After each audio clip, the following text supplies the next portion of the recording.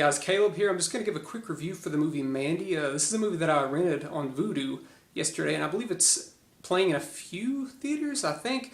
And it's a crazy movie. And the funny thing about this movie is that it's sort of split up into two different movies, with the first half being sort of a slow burn, focus on this relationship, while there is some other really weird and crazy things going on. Definitely a slow burn, while the second half is a little bit more quicker paced, focuses on very gory violence, and the second half is very much a revenge thriller presented in this art house horror film. I think the way this movie is structured will definitely frustrate some audiences, but I think if you just stick with it and stay patient, you'll be rewarded handsomely in the second half. Like I said, this is a revenge thriller, and the main thing that elevates this above a lot of other revenge thrillers is its art direction. Just beautiful from beginning to end. Every shot is just a piece of art. It really is. So while the movie does seem a bit campy at times, the movie is always beautiful. Even with its low budget, it never looks cheap. It's always just dazzling to just look at. So even if you're not into what's going on structurally or narratively, I think you can just glare at the movie and be in awe of the things happening in front of you. Nicolas Cage delivers a brilliantly over-the-top performance.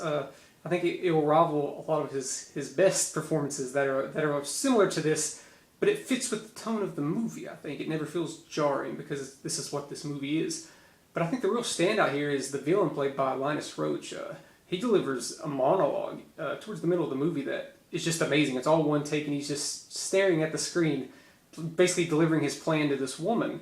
And big thanks to that scene being so well done is the art direction. Yet again, it's just filmed amazingly, with the girl's face going into his face. It's just, it's crazy. You have to see it to believe it. I was also really impressed with how some of the action is directed here. There's a specific scene involving two chainsaws that was legitimately thrilling. It never felt goofy, and that it should feel goofy, but it just never did. But I'd also be lying if I said that I wasn't slightly let down. Now hear me out. I expected this movie to be like my favorite movie of the year. From things I was seeing, and from the trailer to the poster, I just expected, no, this would be my #1 movie of the year. Instead, it's maybe number 12, number 13 out of 50 movies that I've seen this year, which isn't a bad thing at all. For what the movie is, I don't think it could have been any better. Yeah, narratively, there's not a lot going on, but yet again, just a movie to look at and be entertained, especially when you hit that midway point. I'm going to give Mandy an A-. For what it is, I don't think it could have been any better, really. I do think it's important to know what you're getting yourself into, because this is an art house horror thriller, just crazy movie, and a lot of people will be turned off by the lack of anything really happening in that first half, but I think it's important to have that slow burn.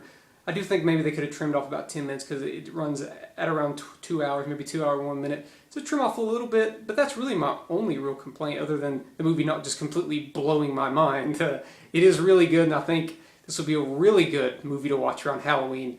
So if you want to rent it, it costs like $6-7 rent it, or if it's playing in a theater near you, I definitely recommend it. This would look beautiful on the big screen.